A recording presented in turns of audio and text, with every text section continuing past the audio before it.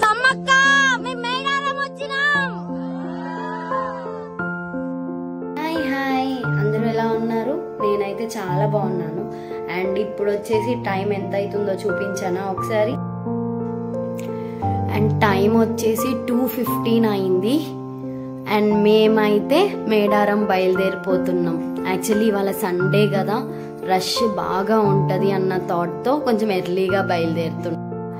వెళ్ళే ముందు అయితే దేవుడికి పూజ చేసేసుకున్నాము, కొబ్బరికాయ కొట్టేసుకొని ఒకసారి దండం పెట్టుకొని బయలుదేరుతున్నాం. అక్కడే మొత్తం వండుకొని తినడం కాబట్టి మొత్తం సామాన్లన్నీ వెహికల్కి షిఫ్ట్ చేసేస్తున్నారు. సాపలు, గిన్నెలు, చైర్స్ అన్ని. మేక కూడా లేచేసింది. నన్ను ఎప్పుడు ఎక్కిస్తారు బండి అని వెయిట్ చేస్తాను. ఇది మాత్రం ఒక 6 years మొక్కు నెరవేర్చడానికి వెళ్తున్నాం. కొంచెం ఎక్సైటెడ్గా ఉంది. ప్రతిసారి ఏదో అవుతూ పోస్ట్పోన్ అవుతూ వచ్చింది.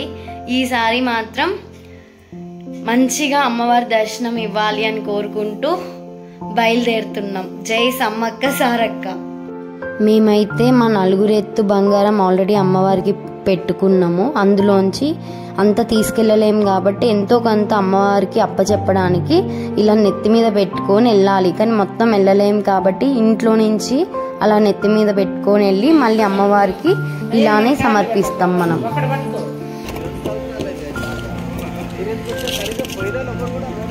ఫైనల్లీ గట్టమ్మ దగ్గరకు వచ్చేసినాం. సమ్మక్క దగ్గరికి వెళ్ళే ప్రతి ఒక్కరూ ఇక్కడ గట్టమ్మ టెంపుల్ అని ఉంటది. ఇక్కడ ఆగి దర్శనం చేసుకొని కొబ్బరికాయలు కొట్టుకొని ఇక్కడి నుంచి మళ్ళీ బయలుదేరుతారు అక్కడికి.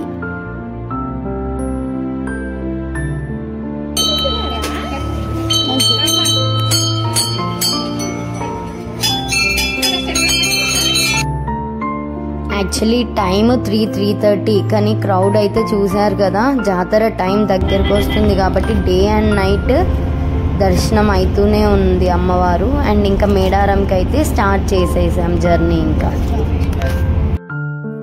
మేమైతే ఫైనల్గా మేడారం రీచ్ అయిపోయాము. పిల్లలకి గుండు చేపించాలి కాబట్టి. అండ్ అసలు 4:30 అయింది మేము వెళ్ళేసరికి. ఆ టైంకి కూడా ఎంత క్రౌడ్ ఉందంటే, కాకపోతే ఒక మేజర్ ప్రాబ్లం ఏంటి అంటే లైటింగ్ లేదు అస్సలు కరెక్ట్గా. ఎక్కడ కూడా స్ట్రీట్ లైట్స్ లాగా అట్లా ఎక్కడ జంపన్న వాగు స్నానాల దగ్గర కానీ ఎక్కడ కూడా లైటింగ్ ఒక్కట్లేదు. అదొక్కటి ప్రాబ్లం అయింది మాకంతే.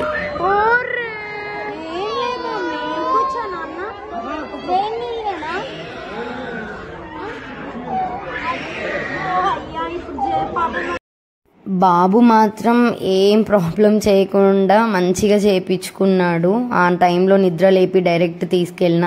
మా పాప పరిస్థితి మాత్రం ఇలా అయిపోయింది. లాస్ట్కి ఫేస్ చూసారా. ఫైనల్గా అయితే గుండ్లు చేయించేసాం. రెడీ అయిపోయి దర్శనానికి కూడా వెళ్ళిపోయాం.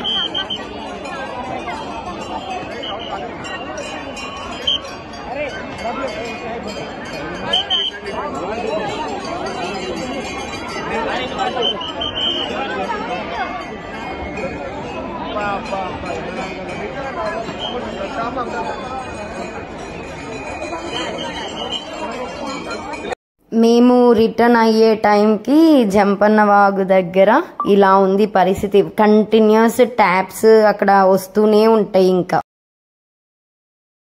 మేమైతే ఫ్రీగానే దర్శనం మంచిగా చేసుకొని బయటకు వచ్చి చిన్న షాపింగ్ చేసి టిఫిన్ కూడా చేసేసి అండ్ ఇంకా అవుట్స్కర్ట్ వెతకడానికి అయితే వెళ్ళాం మంచి ప్లేస్ కోసం.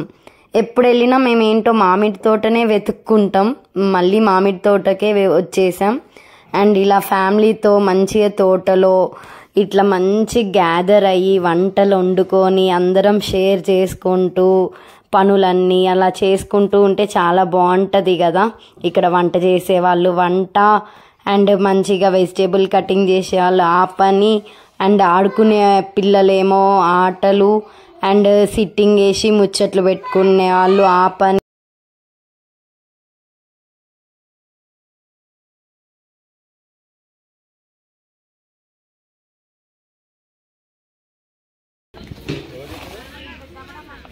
అన్వి హాయ్ హాయ్ చెప్పు.